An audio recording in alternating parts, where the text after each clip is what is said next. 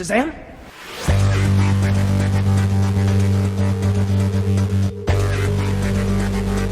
Peacemaker. What a joke.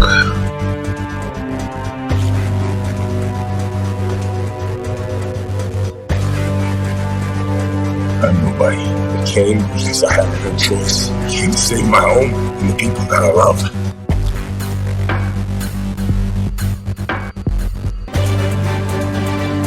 Truth, justice, the American way. I'm vengeance.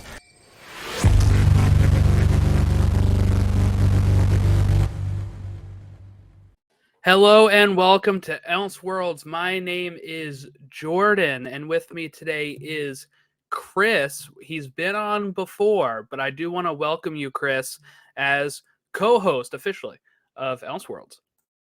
It's an honor. It's so cool to be doing it. And, I'm just happy to have a place to share my opinions about all the stuff we like, especially with DC. Yeah, no, it's good. I glad to have you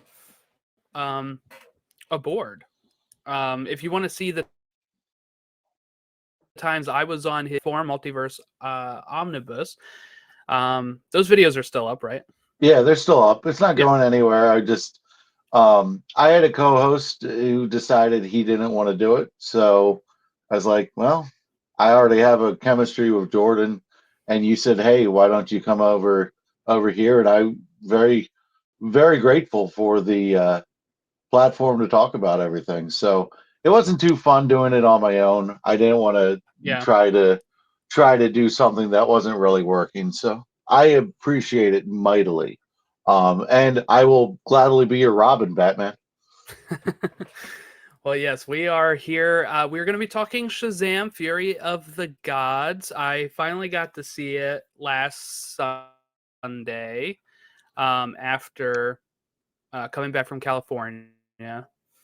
So if people don't know, I was posting stuff on Twitter and all that and Instagram, but I was in California. I did tours of Universal Studios, went to the theme park, WB Studios, Dodger Stadium, and Disney Studios. So I took a tour of all of that stuff over there, but mostly Elseworlds Twitter. I was sharing the pictures and videos that I had taken of, DC related stuff at WB. So it was a really fun time. Like the WB tour, if anybody gets out there, I believe it's like $75 or something. It's not super expensive, and it is it's a lot of fun. I got to do the way it starts is like we started at 9:00 and we got there a little early, so we got to look around the shop first. And in the shop is actually where they had this is like one of the first things I posted was the costumes, actual worn costumes by like Grant Gustin as the Flash, Oliver Queen, Green Arrow, and Supergirl from the CW shows. So those were like just chilling in the shops. So that was really cool. That's like one of the first things I got to see. Like it's like as soon as I walked into the building, they have the Green Arrow one like right at the entrance to the shop. So as soon as I walk in, I'm like, wow, that's right there. I can go right to that. To the right of the shop, though, was like this nice little display of Shazam, Fury of the Gods, and it had all those suits for all of them too. So I was able to like take pictures of those, but I made sure I got a picture in front of each of the, like Arrow, Flash, Supergirl. For people that don't know, if you haven't listened to the Arrow episode I just did with you, Chris, this is my first time watching the Arrowverse. I started about a month ago. So good timing to get to California and see all this stuff, right when it would actually make sense to me. So that was really cool to kind of see while we're killing time. And one thing that they had, and I bought one of these, by the way, but one thing that they had is trade paperbacks of like each character, like Flash, Batman, Superman, from the recent, Volume 1 Rebirth stuff from 2016. And they had exclusive covers on these that had the characters at the WB studios. So like Flash is, running in front of a WB studio tour tram, and Batman is I don't even really remember where Batman is in it because it was a rather odd spot of the, I think it's like maybe like the fake courthouse on there. I'm not really sure, but like Superman's in front of the WB water tower, and so they had like those. That was really cool. I already own Batman and Superman Volume 1, so I bought not to have duplicates. I bought the Flash Volume 1, which I did not have, and really glad I held off because I almost bought that on Amazon before I left, and now I'm glad I held off because I had no clue about these like exclusive covers. It was really, you could have a duplicate for that. That's a good reason to have. Yeah, a I duplicate, could. though. Yeah. It makes me feel better not. Yeah, I hear that. That's pretty cool. So that was really cool. Yeah, I did not know they had that. And then they have like a comic book that I have with me right here. So this is a Justice League comic book. And it has, I don't know how long the story is in here that is exclusive to the WB Studio stuff. I don't know if it's the whole issue. Oh, no. Okay, it's not the whole issue. So it's like maybe a nice short, like 5-6 pages of the characters. It's called The One Where the Justice League Visits the Warner Bros. Studio Lot. And yeah, it's about maybe 5-6 pages. And then inside of it is the New 52 Jeff Johns Justice League. Nice. With Jim Lee art. So then you get like a normal comic. And then the back is actually the ad. So here, I can kind of share this if you're watching the videos. So they have Wonder Woman in front of like a fountain, like the fountain. That's one of the trade paperbacks. Batman, it looks like in front of like the courthouse, the fake courthouse on the set. And then Superman in front of the water tower over here. And then Flash with the WB tram. I think the Superman one looks the cleanest. That looks pretty dope. Yeah. They had a shirt with this on it too for Superman. Oh, okay. Well, it's kind of ironic because Warner Brothers doesn't treat Superman very well. Yeah, this Flash thing though was like all over the place. So was the Superman stuff. But I mean, like they had a shirt with the Flash on it with the studio tour, like that same drawing. They had a mug with it. They had like an art print that you can buy of it too. And if you didn't want the trade paperback, you can. But the art print is more expensive, obviously. But you'd be able to hang it on your wall and stuff. So I was having a ball before the tour even started. Yeah, I bet. And then we're doing the actual tour, and we had a really great tour guide, and we got to see places that they filmed for Friends and for things like Dukes of Hazzard, even like we got to see part of that. They said one of the places that we passed by was like the outside of Catco for season 1 of Supergirl before it moved to Vancouver. So that was interesting to see. After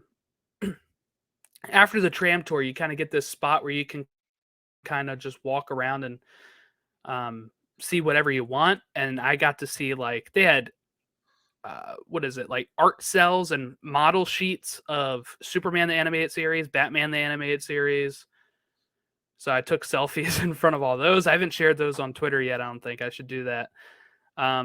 They have like the Batman cowl from Batman Returns that you could take your picture in front of, just on display.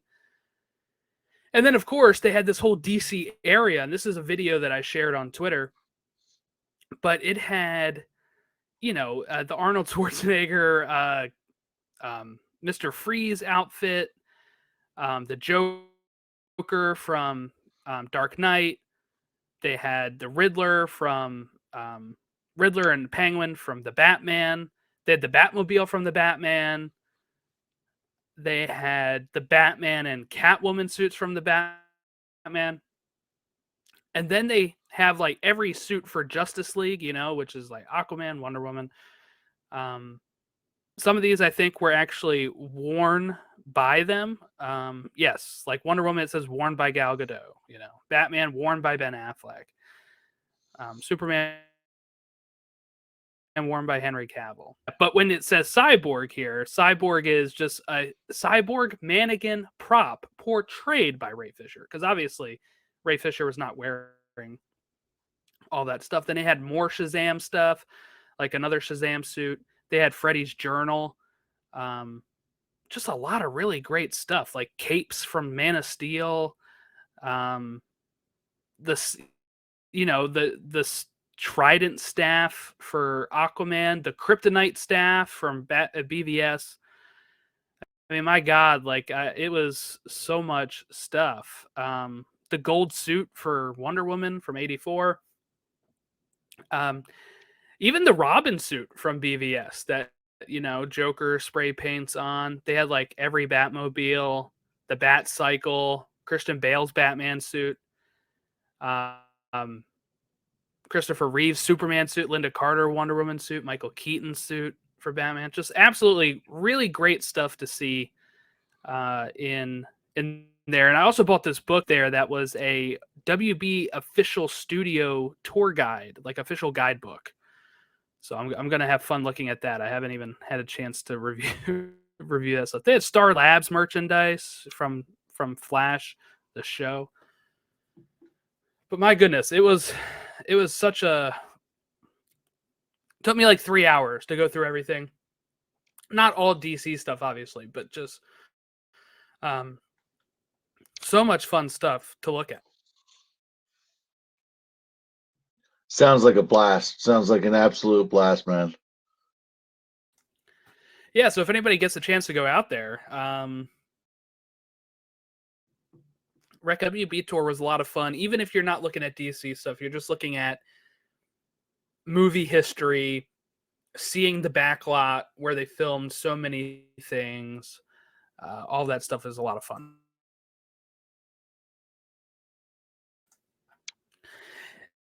And I guess before we jump into Shazam, I'm just going to kind of share a little bit of an Arrowverse update on kind of where I currently am watching right now.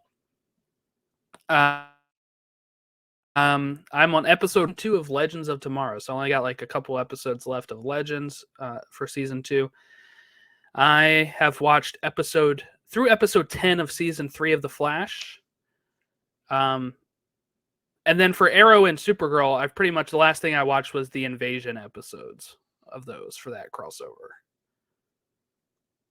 Those are fun episodes. I mean, the Invasion is like the first crossover, so that's pretty cool.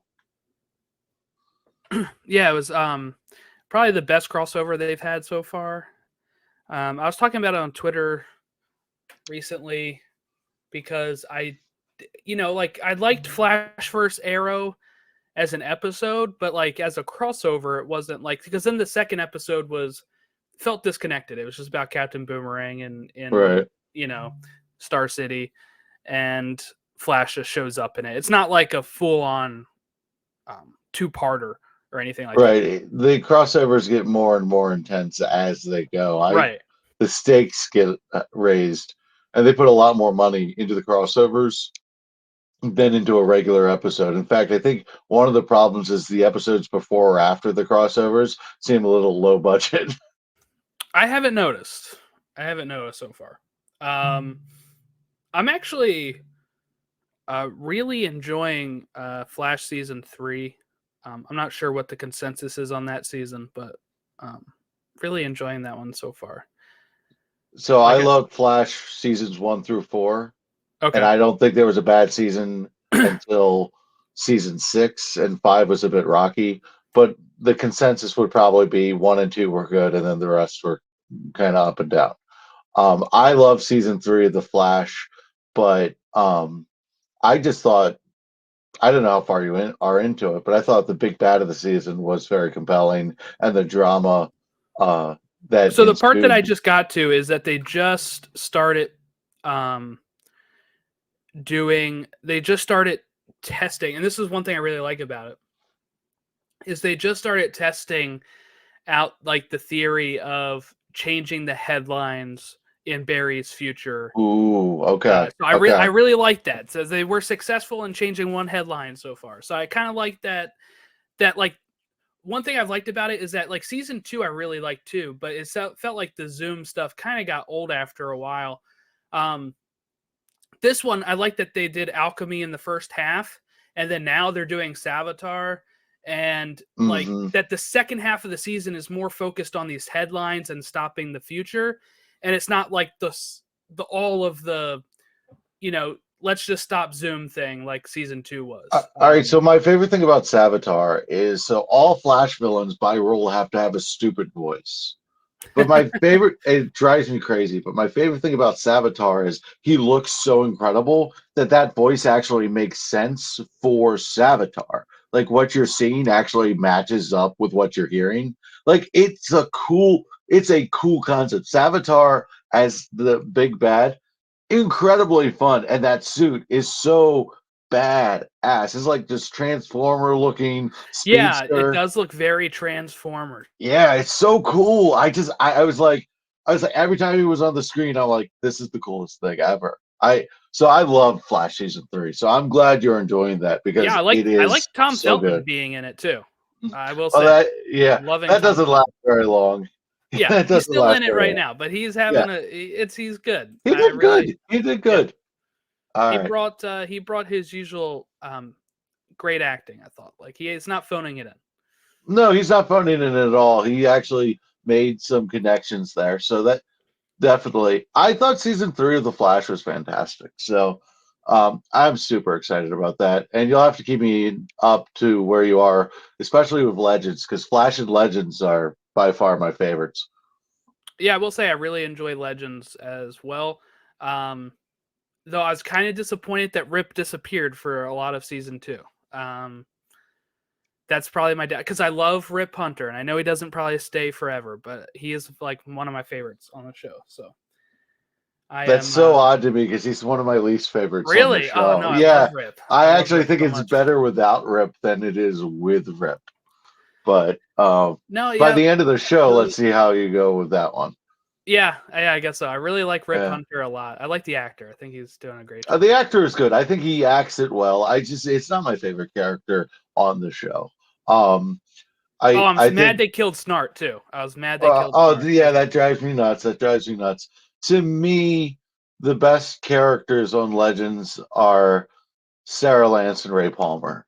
And then and those are the top tier characters in my opinion when it comes to Legends. But I mean I really like Ava, but you haven't gotten there yet. Yeah, it's a really awesome show. A lot of good characters, great ensemble cast, and they just have goofy fun. Like it's just goofy fun. And it's like we kind of need a show like that right now because I feel like everything has to be like serialized and have rules, and you have to understand the rules. And Legends are like, we're making up the rules as we go, guys. Just go with it. And it's very disarming, I think. So not to stay on this for too long, but I'm going to give you my rankings right here on my characters. I'm going to mix season 1 with season 2 as well. Okay. Okay. So cool. Number 1, probably Ray Palmer. Like it. Number 2 was probably it's so hard, but I would say I really liked Rip season 1, and I really liked Leonard season 1. Okay. Okay. I don't get it with the Rip, but 3, I like 3 or 4, I guess, depending on where we're putting it down. I love Martin Stein. Stein is awesome. Stein is great. Victor Garber is awesome. So those are like probably my top 4. I do like Nate as well, so that's probably my top 5. Okay. If I had to give top 5 Legend characters, Sarah's the best character. My opinion. I'm not a big Sarah fan. Wasn't on Arrow. She hasn't won me over yet. All right. She ends up being the lead of the show, though. She is. Yeah. She's already the captain. Yeah. So I don't know. Sarah Lance could do no wrong in my book. I thought she was great on Arrow. I think she made Arrow better. And then I think she's the best character, arguably, in the Arrowverse. But I think we disagree on that one. Yeah, I think we do. Favorite character in the Arrowverse is probably Barry for me. Okay, well, right. he's my second favorite character in the Arrowverse, so that's I'd fine. probably go He's my favorite Barry, hero. Flash is my Barry favorite Ray superhero. Palmer is probably where I'd go. Arrowverse. Okay. You got Ray Palmer up there. That's good. That's And good. one of the Wells variants, I guess, is where I go. All right, so really my favorite Wells variant is Harry. Yes, yep. He's I my like favorite. HR though too. I do. I like HR, but see, the problem is HR. I didn't really realize how much I liked HR till the end of the season. Harry is just. I think Harry is just freaking awesome, and I relate to Harry because when I'm angry, I throw things. I'm like, yes, yes. But yeah, I think Harry's fantastic, and there's a lot of depth, especially with what happened with Zoom. So he's my favorite of the Wells variants.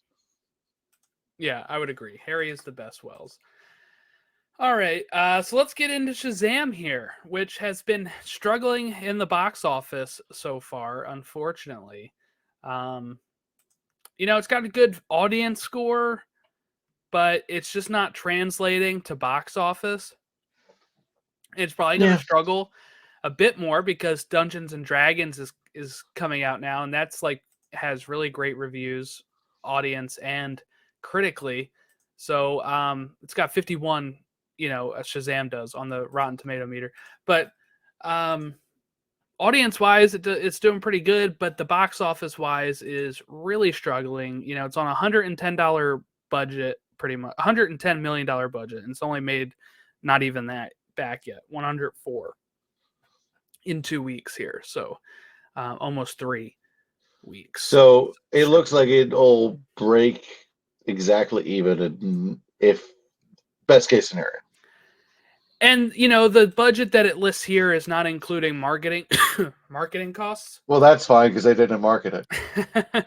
But usually you add on another 100 mil for marketing, which means that it probably is going to fall under even.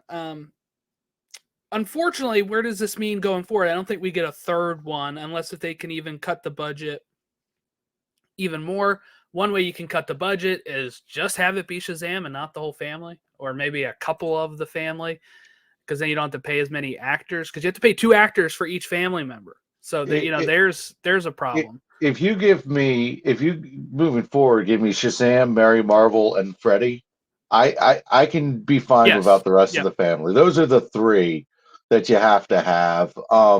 But it's not happening. It's not. It's not happening. I'd love it. I'd enjoy it. It's not happening.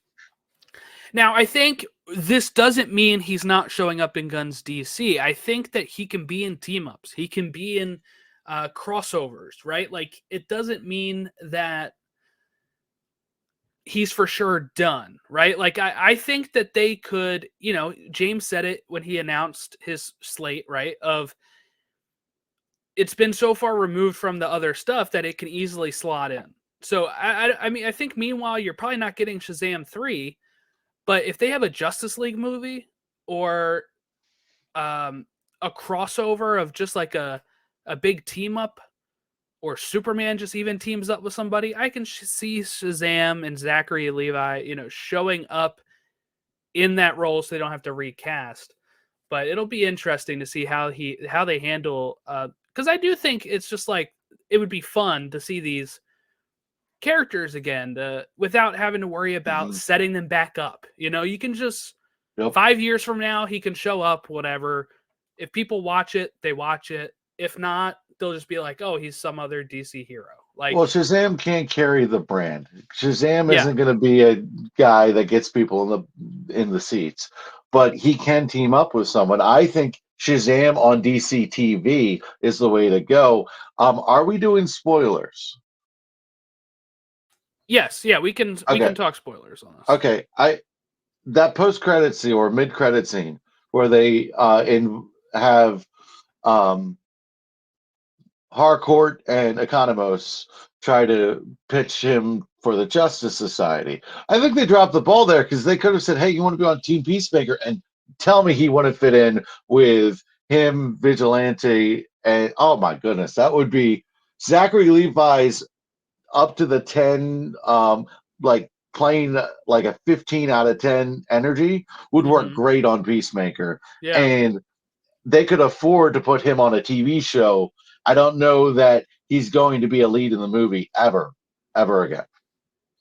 Yeah, I don't think he'll ever be a lead, unfortunately, again. I think we'll have to see him, if we ever see him again, in some And sort Zachary of Levi needs to shut up if we want to see him again. If we're being honest, Zachary Levi needs to shut up. And I enjoy the actor. I think he's a great dude.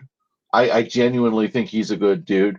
But he is not helping himself. He's mad and he's kind of taking it out on everybody when he's lashing out right now. It's fine when you're taking down The Rock, but outside of that, dude, just shut up. I don't have as much of a problem with that. He's trying to promote. It may not be working, but he's trying to It's coming off as whining to go see the movie. It's coming off as whining more than it is promoting. But I mean, he said that everything has to be dark and serious nowadays, and I'm like, I don't think that's true. I don't think that's true. If that was true, Spider-Man No Way Home would not have hit the way it was for all of the fun nostalgia that they hit us with. I can see where he's coming from, though. If we're looking just at DC, who is the most vocal DC fans right now? Right, it is the fire James Gunn, restore the Snyderverse people that do want just gritty. And you know what? He's probably getting that perspective because they're the ones always tweeting at Zach. That's fair. Saying that's fair, but he I don't think they're the majority though. Kind of stuff. I don't think they're the majority though. And no, they're just the vocal minority. Right. But also you can't make every movie the same tone. And I don't think every movie could ever be the same tone. Even in the DCEU, you have Aquaman, which is completely contrasted to Wonder Woman 84, which is completely contrasted to Batman vs Superman. Even in the DCEU, you have so many different tones. And I think it just comes off as, woe is me, the world stinks, and, I'm trying to be positive. Hey, go see my family film. And, look, be mad at Warner Brothers for not marketing this to kids better, because it's a great family film. But all the noise outside of the movie is just absolutely deflating, because the movie is very inspiring. I thought the movie was great. I thought it was great for what it was. I don't know if it's a great movie for overall superhero movies, but what I expected, 10 out of 10, because I came in there with the expectation of nothing but fun. And that's exactly what I got. So I'm incredibly happy, 10 out of 10. Cool. Now, does it rank in the middle of the DCEU for me? Sure. But it's fun. And that shouldn't really be punished. Yeah, I would say, like, overall my thoughts, if I'm just going to say at the top here what I thought of the movie, because I didn't really share anything online, I guess, is I liked it. I didn't really like it. I didn't love it. It was I liked it, right? Like, it for me is solid. It's not as good as Shazam 1 for me. Shazam 1 I have, so here's just off the top of my head what I can remember on my rankings for the DCEU, which might become pointless in a bit here, but the Suicide Squad 2021, number 1, Shazam 2, Black Adam 3. Those are my top 3 I have. Shazam Fury of the Gods probably sits number 3 now. It's probably where I'd put it. Just as I'm thinking here. So I like a lot of the more fun ones, at the top here. But so that's probably where I'd put it on that universe. I'm expecting the Flash to be really high up there, by the way. Yeah, I am too. Taking over 1 or 2 is probably what I'm expecting the Flash to do. So my top movie is Zack Snyder's Justice League, and I am desperately wanting the Flash to top it. Yeah. I want the Flash to be the ultimate send-off to the DCEU and to be the best movie you're going to get for a while.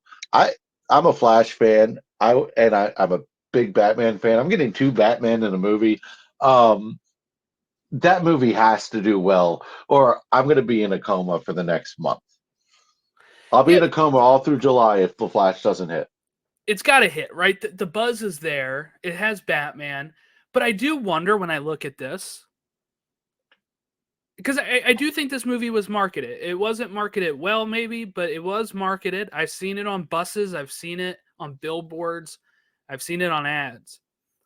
But I'm wondering how a movie that did so well for a character like Shazam, it wasn't like it didn't like what it made. What was the first one? It made maybe like 50 I million think it opening was weekend. $52 million, give or take.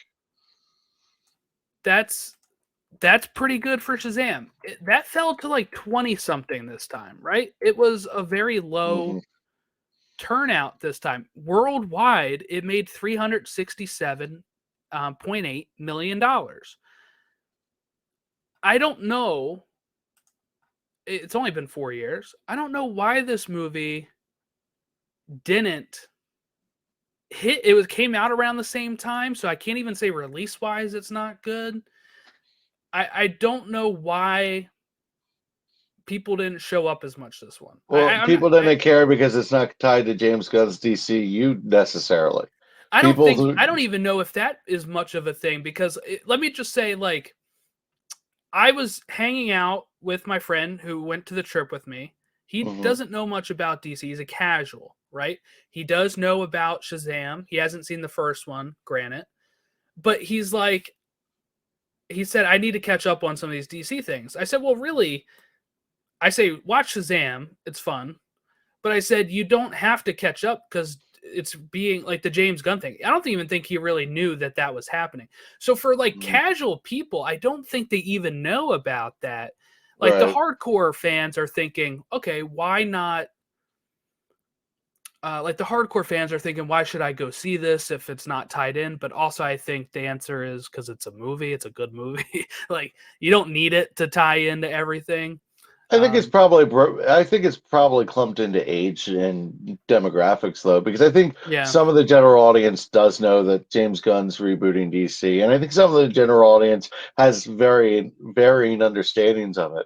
I did have a similar experience where I had a coworker took her grandsons to the movie and texted me, I can't wait for the third one. And I was like, I don't know what to tell you, but you're probably not going to get it. And she's like, what?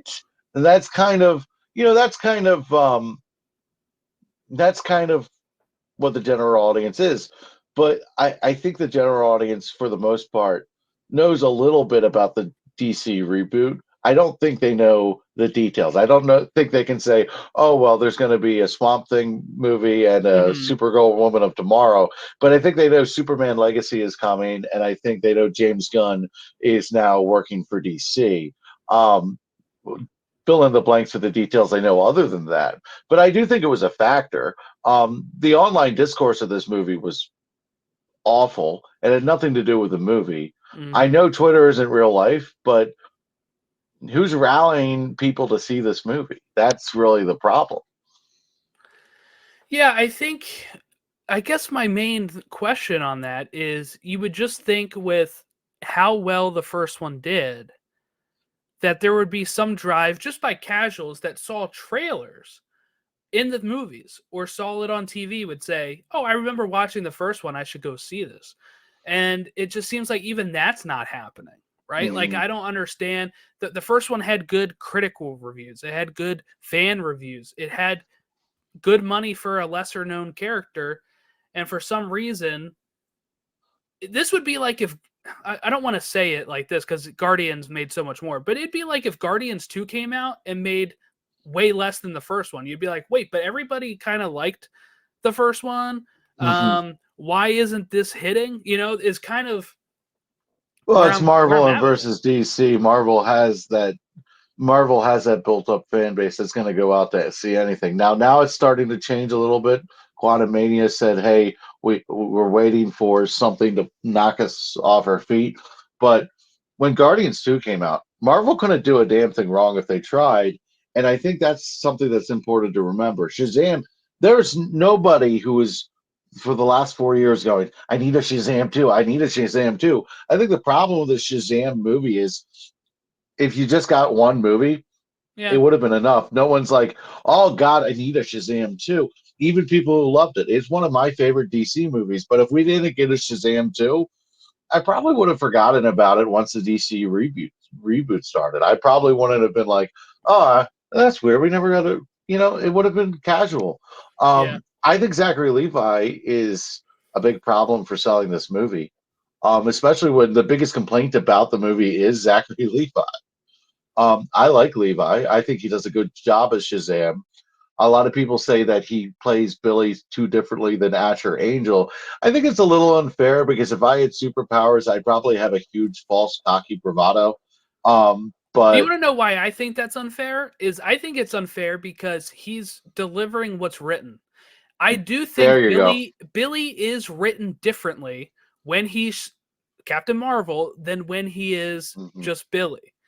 There are times where Billy is saying things as Shazam that I'm like, I'm not sure Asher Angel's Billy would say that, but I'm not putting it on the actor. I'm thinking that the line is written like, okay, we see Zachary Levi do the flossing in the first movie, right?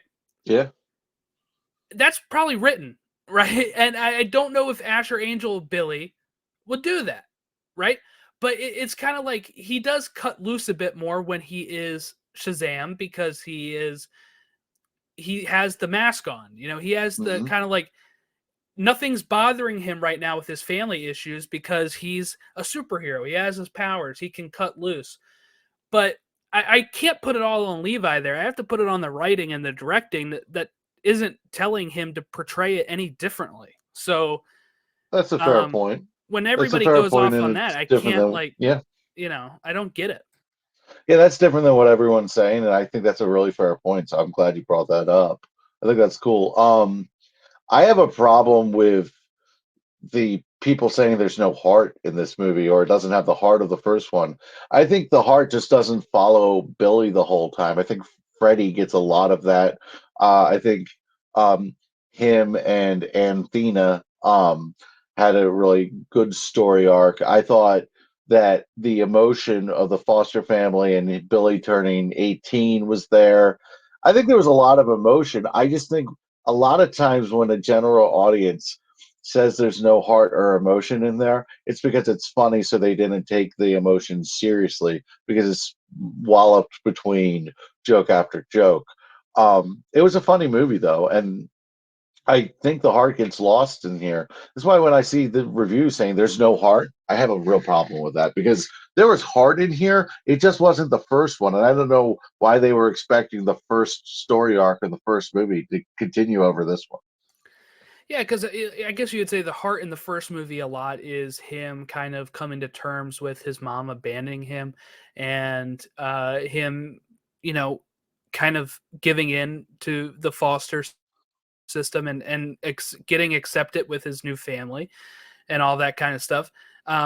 In this one, of course, he's not going to go through all that stuff again because he's already accepted into the family. What he goes through instead, right, is the worry he's going to get kicked out right at 18, which you know, they clear up. They have a nice touching conversation about that. So there's your heart. And then, like you said, Freddie with Anthena was where a lot of the heart is, and a lot of the. I mean, Freddie is really like the lead of this movie. I feel, and And I feel both that way. actors are the best actors in the film, in my opinion, Yeah, too. yeah. Well, I yeah, think and what I Jack like Dylan about Grazer is amazing. Freddie, they let him be his kid self a lot, while like really Billy was mostly Shazam in this movie. Hmm. Like we saw Asher.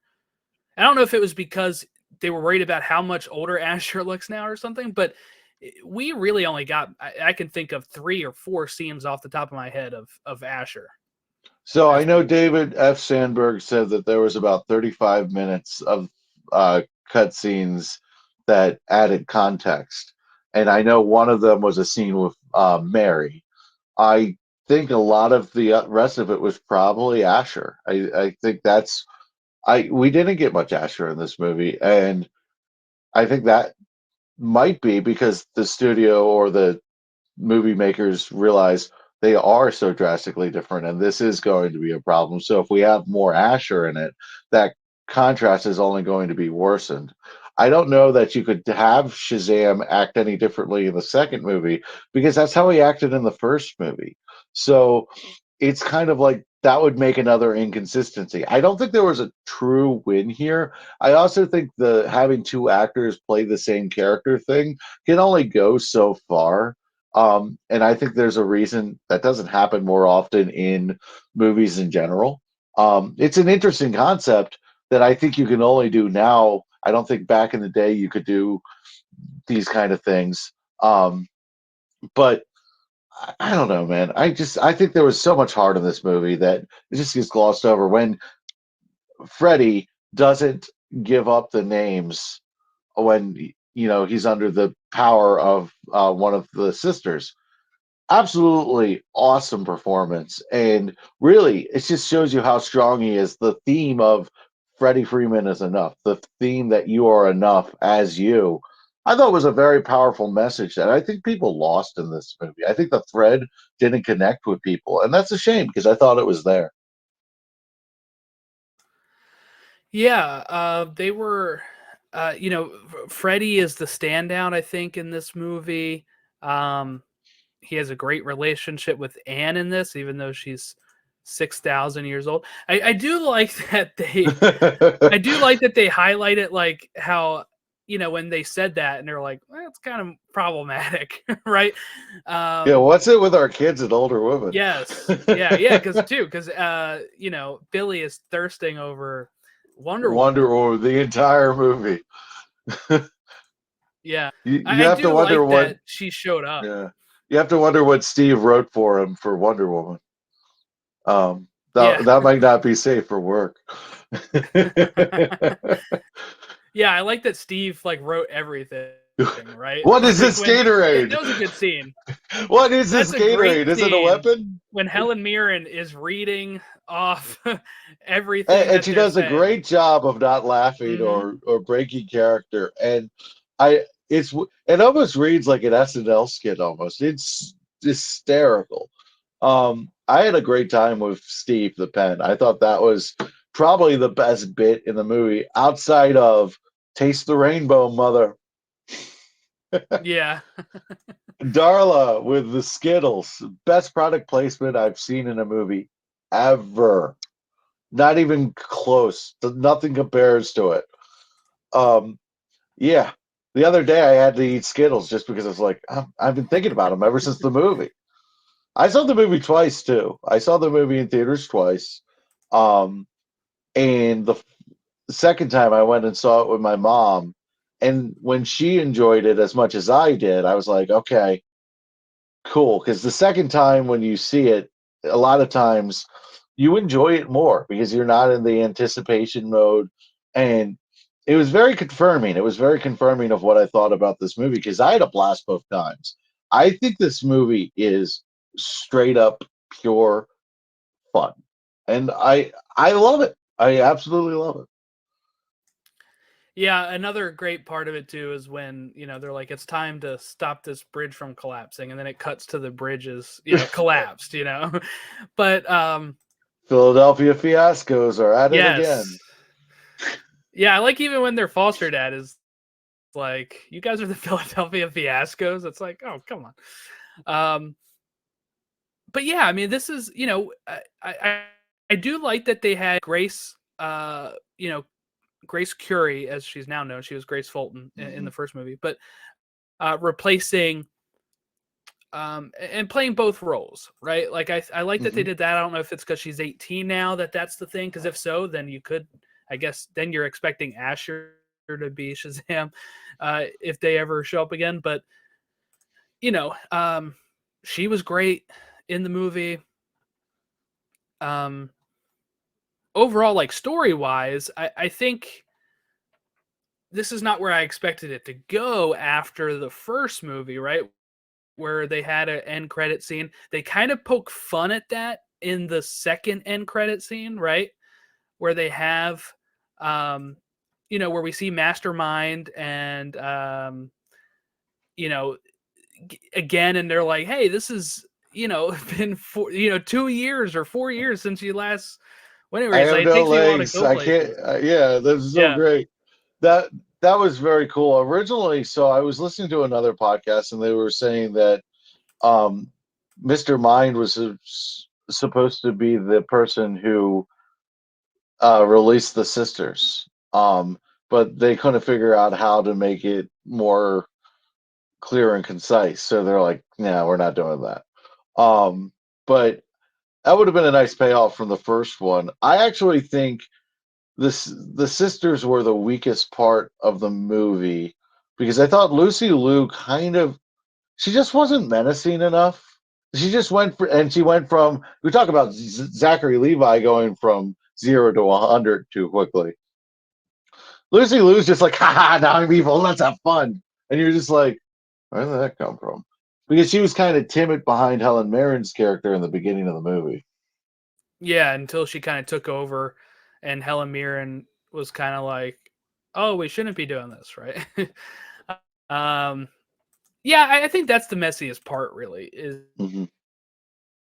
is just the villains. I think Ray Ziegler was probably the best part of the sisters of the Oh Daughters yeah, of I Atlas. agree. I agree. She did a great job, kind of playing the double agent, and Mm-hmm. her connection with Freddie was genuine. And I love that scene in the high school where he knows he's going to get hit and he does it anyway. He's like Yeah, hero. I just like that's great. That's great stuff.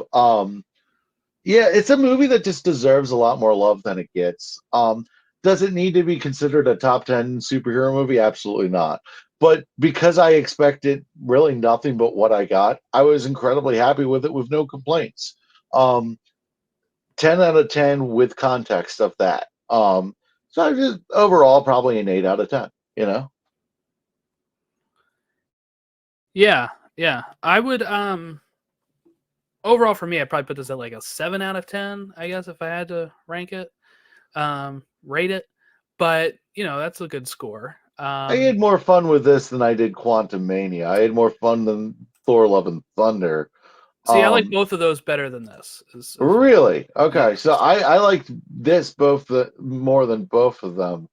Um, and I liked both movies. I liked Thor: Love and Thunder, and I liked Quantum Mania. Mm-hmm.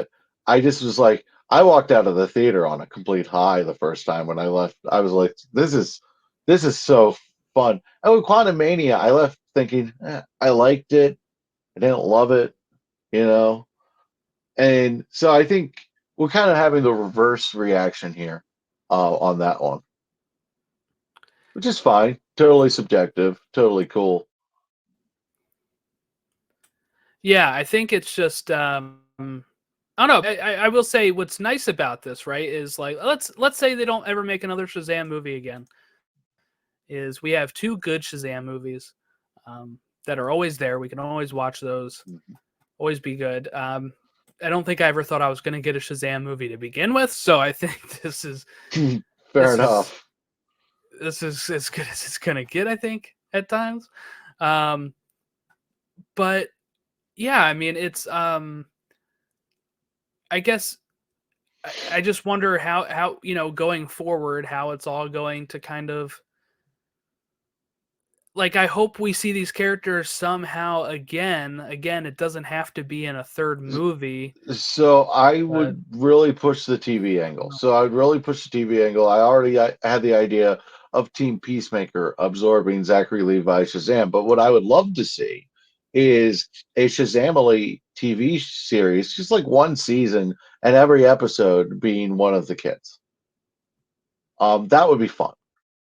That would be a lot of fun. I don't think we'll ever get it, but No. I can't imagine it would cost that much on the TV budget to do that. And I feel like HBO Max needs content. I don't think David Zaslav understands how much HBO Max or whatever the hell they're going to call it needs content. And you're in the content making business, and you don't want to make any content outside of the main stuff. And I think that's going to be a real problem for Warner Brothers Discovery, and it's going to be the big fight that James Gunn has with the company overall. Yeah, it's it's interesting because I do think this would probably cost more than you would think. I mean, like you could probably do it on Superman and Lois budget, but that's still millions an episode. That I think Zaslav would be looking at the box office right now and be like, "Nope, that's not happening." Especially with how he is very, very stingy. He is. The Compared to axe of other people. Zaslav is very, very easily swinging. So Yeah, yeah, I would love to see the more he's got to make his Shazam. 39 million a year. Yeah, That's his salary. I mean with 39 million, God, he's almost getting paid Goodell money. That's true. Yeah, that's Uh, the perks of being a CEO, I guess. I suppose, but if your company is broke, taking less than that is acceptable. I think they said it actually went down from like 200 million. So he did take a cut, but He's that like, sounds times are hard, scary. guys. Yeah. Times are hard, guys. Well, I'm only going to take $39 billion. Yeah, it's real hard right now. Yeah. Rough. I wish I could do that. I wish I could do that. Yeah. We can't even get Lamar to take $39 billion. Yeah. Yeah. He sees it as an insult on the non-exclusive tag. Oh, God. Back on topic. Yes. Any other things about this specifically, or parts that kind of stood out to you? I got the Wonder Woman thing spoiled for me, but I didn't know how she came in. So I did like the dream sequence that had made it worse. The spoiling made it worse because it's the end of the movie, and I'm like, it's at the very end. Yeah. It's like, where is she? It's the very end. I'm like, we're not. And then you're thinking, is this another headless cameo? Is this another head? Because you're like, technically, that could be Gal Gadot. But that dream sequence doesn't fulfill a cameo, in my opinion. So I'm like, at the end of the movie, but he dies, and I'm like, oh, he's not dead. He ruined the emotional. Like, that's something that shouldn't be spoiled. And Warner Brothers, Yeah, they put it right in an ad. Yeah, and you know what? If you needed Wonder Woman to sell this movie, the movie was doomed anyway. It was what it was. This is why he put out the commercial. If you needed Wonder Woman, the numbers were the numbers. I don't think anyone's like, "Oh, Gal Gadot's in this movie." Black Adam thing, yeah, right? I mean, kind of ending. Rock needed to keep promoting Henry Cavill's in it to try to drum up interest, and it didn't work. The movie didn't open that high. It didn't get any sustained. It's almost the same exact thing. There's a lot of smoke and not a lot of fire. There was tons of attention and there was no money. And I feel like when Black Adam came out, there was like headline. And like, I was one of 5 people that bought a ticket to see the goddamn movie. I mean, Black Adam was an enjoyable movie, but it's not aging well when pretty much every movie after it is like, wow, they put a lot more thought into this movie. They did things right in a way that Black Adam just didn't care to. I really did enjoy Black Adam. The only thing that really stings afterwards, right? The thing that stings afterwards is all of the articles that are coming out that says Dwayne just wanted to make it Black Adam and Superman based universe. And I'm like, thank God we didn't end up with him as it would have been an absolute failure. It would have been an absolute failure. And there's 2 reasons it would have been an absolute failure. 1, Superman is not the biggest selling character in DC. And 2, nobody gives a crap about Black Adam, who is a Shazam villain. Like that, like know your source material. We have a guy in James Gunn who wakes up in the morning and reads comics. You're telling me The Rock has ever read a Black Adam comic? I don't believe it, because this guy thinks that Superman and Shazam should be fighting again, or should be fighting. I'm like, and that would be the second movie in his universe. Yeah, we've done that before. Second movie, guy fights Superman. That's got to be gold, right? Get it out of here. It's crap. I have lost all respect for Dwayne The Rock Johnson. I really have. The way he's handled himself with this is just not cool. Yeah, it's a shame too because especially what we found out, right, is that one of the reasons Zachary Levi got in, I guess, hot water a bit was his defending of the mid-credit scene having James Gunn's wife, because everybody's like, oh, James Gunn takes over and he puts in his wife here. Well, one, this was not because of James Gunn, but what we learned from both Sandberg, right, and from Levi is that they originally had an idea to have Cyclone and Atom Smash or Hawkman or Atom Smasher, right? Yeah, it was Who going to was it? be Hawkman, and it was going to be Hawkman Adam and Smasher. Cyclone. Oh, it's going to be Cyclone. You're right. You're right about that. And that they were going to have them in the mid-credit scene, I guess, asking about the Justice Society as well. And for some reason, they couldn't do it. I'm not sure because The Rock wanted them to be attached to only their movie. Yeah, but I mean, at that point, he's out of right. I mean, I guess this we're still filming the end credit, because sometimes these end credit scenes film like a month ago. Sometimes they film it during production. So it's tough to say when this was an issue. But then they had to pivot, and that's when they bring in Economos and Hardcourt, and why are they recruiting for the JSA? I have no idea. I guess because they're loosely associated with Waller. Amanda Waller, but I see that's why I think they dropped the ball. They should have said, okay, we need Economos and Harcourt. Well, they're part of Team Peacemaker. Let's get them to Team Peacemaker, a property that actually has a future with James Gunn.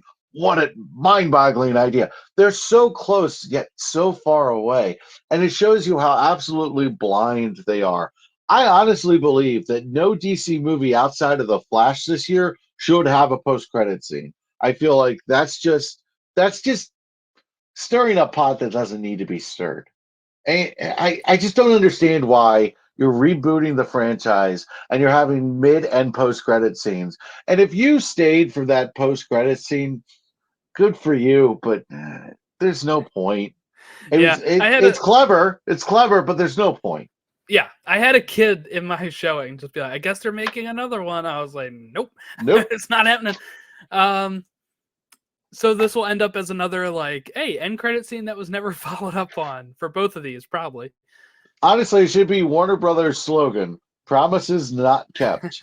They don't keep promises. Warner Brothers Discovery, they can't even realize that HBO Max works because of HBO. They're like, we got to get the HBO out of there.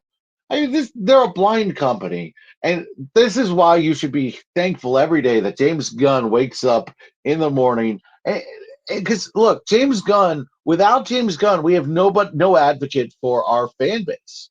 Because Warner Brothers doesn't give two craps about Batman, they don't give two craps about Robin, and they don't give two craps about the Bat Family. We're getting Bat Family in the DCU. We're getting things we never thought we were going to get. Because James Gunn gives a crap. And he's not directly attached to Warner Brothers as a division of Warner Brothers. DC Studios has its own thing that directs to Zaslav.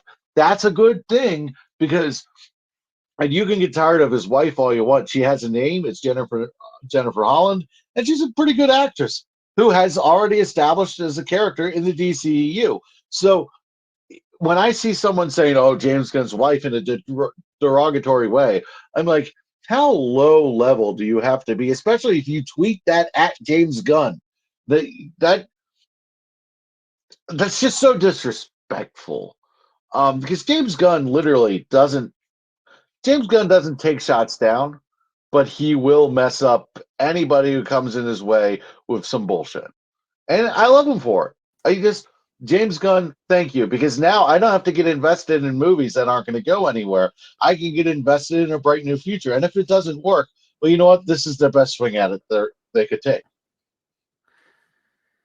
Yeah, I guess my only worry is that just the state of superhero movies right now, this year anyway.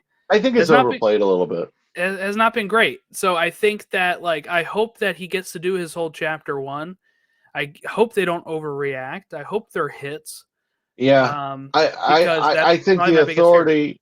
I think the authority, Supergirl, Woman of Tomorrow, Swamp Thing. These are things that I don't think Paradise Lost even. These are things I think Zaslav could be like, really, we're doing this? Did you see what these movies did? I can see that. I can see it. But I think the superhero market being fatigued or dampened is a little overplayed. I think we had two pretty low budget movies this year with Black Adam and Shazam. And Quantum Mania, I just don't think was ever going to please everybody. So if Guardians of the Galaxy Volume 3 comes out and we're still talking about this, we have an issue. If Guardians doesn't, it's not saying that everything is cured, but it's showing that we overreacted a little bit. Mm-hmm. Yeah, I think Guardians 3 will be fine. Okay, so James Gunn posted this on Twitter yesterday, so I'm just going to share this on the screen here. But so I just want to get your thoughts, what we think it means here. No company text, but for people that can't see it because they're listening to the audio version, it is a picture, a collection of all of these DC superheroes. Plastic Man front and center. Plastic Man's front and center. The Terrifics are front and center. Superman's, in the center, but kind of higher up. You can even see Firestorm actually behind Shazam. Mm-hmm. You also have Shazam still on here, but just kind of like, Gunn shares these type of pictures a lot. So I just wonder, do you think this is just art he saw and liked? It looks like Dan Mora art. I can't. It does look like Dan Mora art, the very world's finest. Yeah, that's what I'm thinking. It does look like Dan Mora art. I like that, in the background here we've got some cool characters. Looks like we got Catwoman and Supergirl up top, and Green Lanterns in there. Multiple Green Lanterns are in the image. You do have Captain Marvel on the back, Batgirl. It's cool, and you got Deathstroke in here too. That Raven is in there. That's a really cool group of characters, with the Trinity prominent in the foreground. I think that's cool. I think that's cool. Does it mean this is the gospel of what we're going to see? No, but I'm down for a Plastic Man movie. Bring it on. It's got Swamp Thing too. Yeah, that's... Swamp Thing. I could see this being the main grouping. You got Mr. Terrific in there. Holy crap! It even has Hal and John. Yeah, right? This really could be. We know that there's two Lanterns in the Lantern show. So now, is he tipping his hand on Aquaman here? Is he? Yeah, Aquaman's here. Because we have Aquaman, and it's not Jason Momoa Aquaman. Well, I'm not sure if that would matter, but I think seeing Aquaman is good. I guess we'll wonder, because I don't know. Aquaman 1 was a huge hit, bigger hit than Shazam.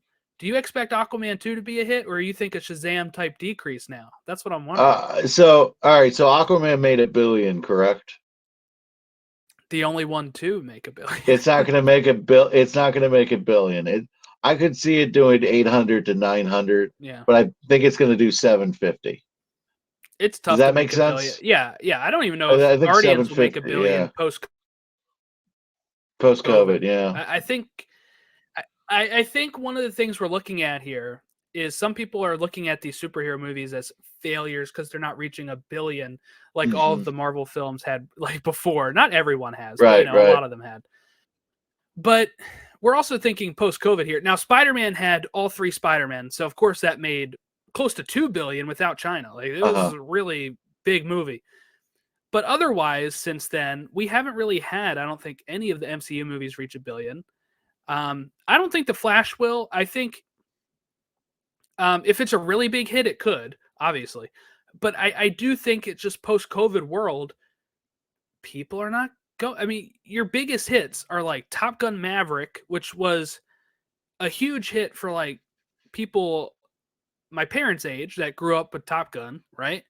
And got a lot of those people back in the theater. While a lot of that type of demographic has kind of stayed away from the theater. post COVID.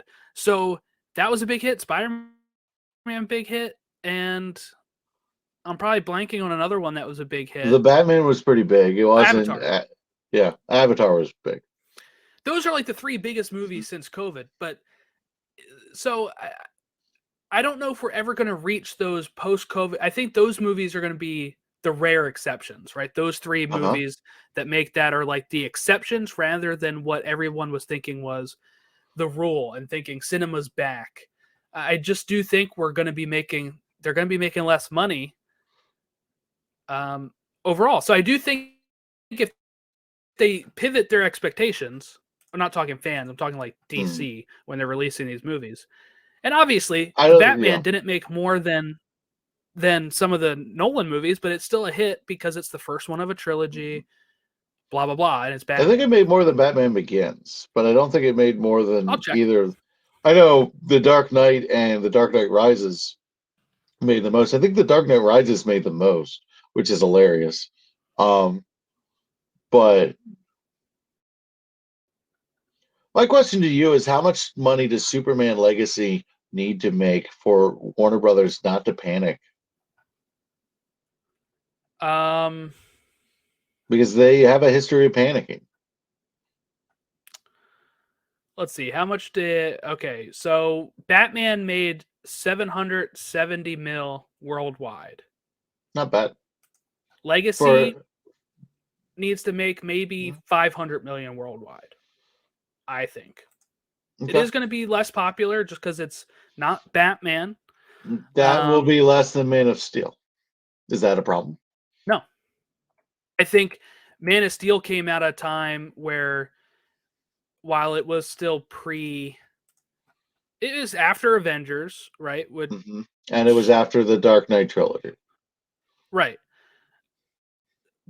So it was right before the big boom of all of the big superhero movies, but it's got to change the way we're operating when we're looking at everything post-COVID. Is just really that's kind of what it comes down to for me. So Man of Steel made worldwide $668 million. Is what I had to look up.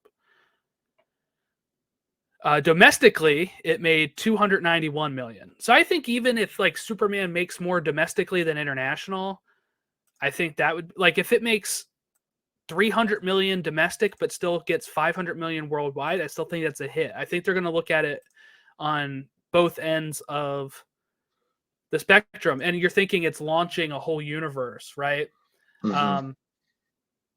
What really faulted Man of Steel, right, is, because I like Man of Steel, is not anything box office wise. What really hit it, because you can tell it's not box office wise, how good BVS opened, right? Yeah. People showed up for Superman and Batman together, but it was, and then they're like, wait a second, no. They said that's not what I signed up for, and it had a huge drop. So I do think Superman can open and have a, I don't know, 500 million worldwide, be a success. I mean, Batman Begins was a success with 300 million worldwide, by the way, which I just looked up. That I didn't realize it made that little. So I do think you can even start around there and start building it back up again. Because then you're thinking it's going to snowball, hopefully continue to grow. But if you see a big dip after you launch soft, then you're really worried, I think, is the main thing. Yeah, I just think Superman Legacy has so much riding on it. And it's an interesting thing to think about. I think if The Flash is huge, I think it does huge favors for DC. I think if The Flash is a huge hit, I think you see Blue Beetle do close to what Shazam #1 did. I think Aquaman 2 is going to benefit from it because now it's after The Flash. And I think these shows like Creature Commandos, you're going to have more eyeballs on it just because, hey, DC's on a hot streak all of a sudden. They're starting new. You know what helps Creature Commandos? That Harley Quinn's popular. Yeah. Because they're both adult animated series. I do think that'll help Creature Commandos. Yeah, and you know what? Related. Harley Quinn, the animated series. Did you see the Valentine special? I have not. I got to catch up on. The Oh latest my seasons. God, it was so funny. I literally almost broke my ribs. I could not stop laughing. One of the funniest episodes of TV I have ever seen. So, highly recommend getting on that. As much as Valentine's Day is an annoying holiday, the special was fantastic. Definitely not safe for kids, as you would expect Yeah, from yeah, that yeah. show. But but it was unfreaking believable. And Bane in that special, the hilarity from Bane in that special is just, it's Bane sized hilarity, okay? It's Bane sized hilarity.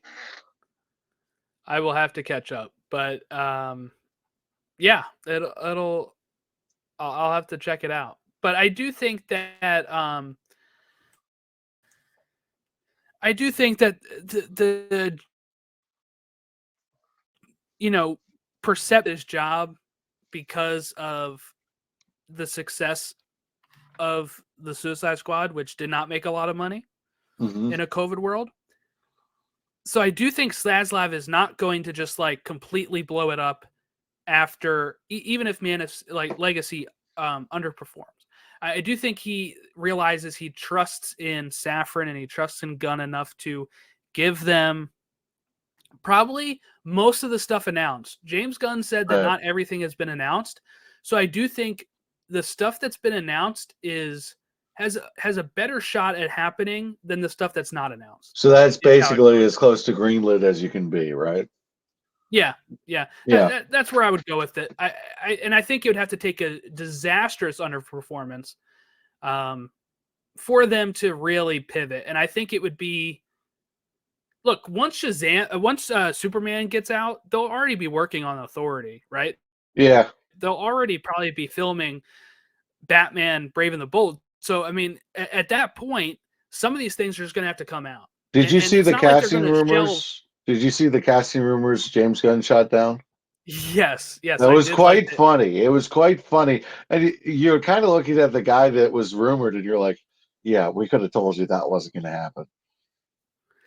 Yeah, and of course, people took it the wrong way too when he was like, Oh, of course, because the "I've internet never, can't take anything I the don't right know who way. this guy is," but that was pretty much so. Like, for people that don't know, Grace Randolph doesn't know what the hell she's talking about, but she puts out that he is talking to Logan Lerman, who apparently is in Percy Jackson. I don't know. I don't really know if I've seen anything with Logan in it, but James just responds and says that he hasn't cast anyone.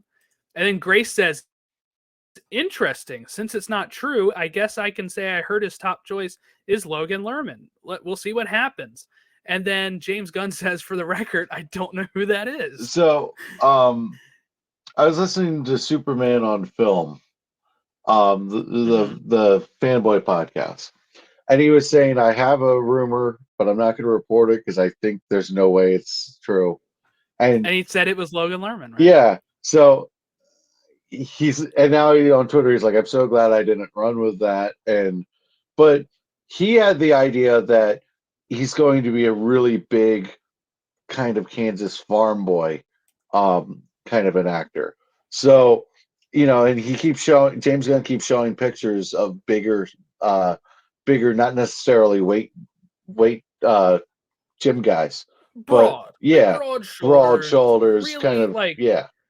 if you were to look at like Superman for All Seasons type artwork, Mhm. right? Like, Yeah. kind of burly. If you look at the Tim Sale stuff when he does Superman for All Seasons, I mean, he's almost like a nice Wilson Fisk looking guy. Yeah, Just yeah. just huge shoulders, weird little head, curly hair. There you go. You got the hair, the little curl at the top of the head. That's it. That's Superman. So it'd be really interesting to see where they go. But I do know one thing, that people can't just spout off whatever they want on the internet anymore. It doesn't fly now. That there's a hall monitor in James Gunn. I love the guy. I love the guy. If Yeah. nothing else, I'm a huge James Gunn fan. I'm a huge James Gunn fan. Whatever he does, I will be there for because the guy just knows how to do it. He's just good. And I'm glad he's directing. I think it's fantastic that he's directing Superman Legacy. And anyone who's concerned about it, I will point you to Peacemaker and say, did you ever think a funny comedy was going to be that heartfelt?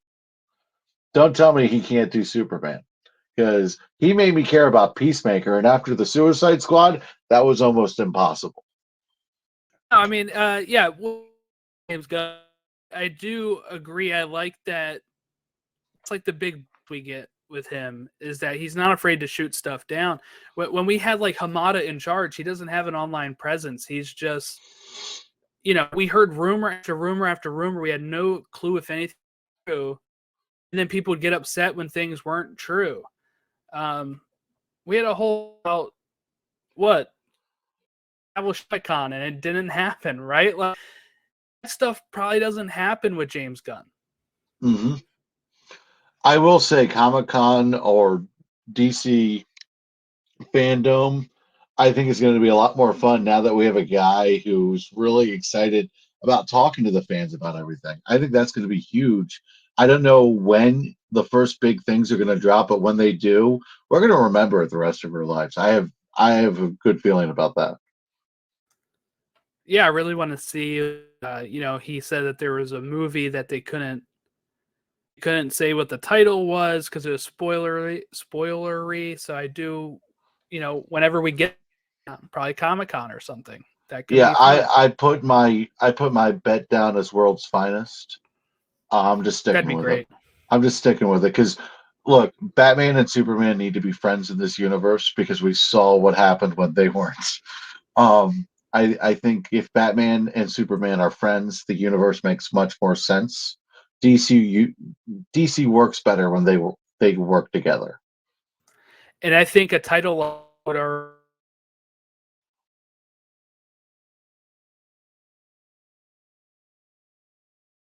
So we'll just wrap it up here. If you want to follow us at Elseworlds DC fan on Twitter, Instagram.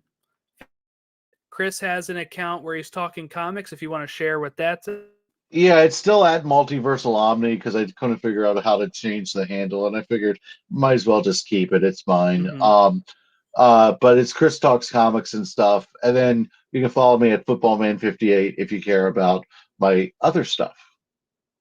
All right. Well, thank you all for listening or watching, and we'll catch you next time.